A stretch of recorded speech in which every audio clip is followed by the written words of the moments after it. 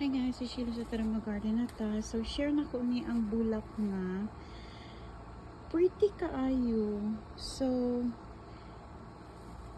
wala kaayo yang paggikan ni sa ko ang mother-in-law. Tapos hapon wala pa siya ni buka. Tapos karon napansin ako nga buka na sila. Buko jud ko siya guys. In love kay ko. Charot.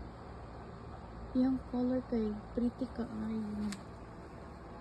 So taas na siya. Kung ano ni siya diri, 1-year-old na siya diri sa kuang garden.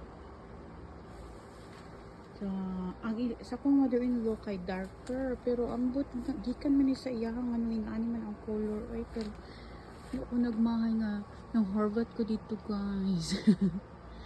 Nang harvest ra ko ilang mother-in-law kay mo ano man siya pangwaan ng mga baby tanom diha.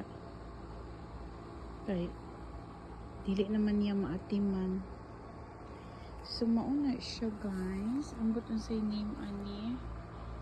Ako ang tan-awon kung unsa ang name ani and then i-post it. Appeal na ko sa butan akong pangalan sa post. Hey guys, thank you. So maura to siya. Bye.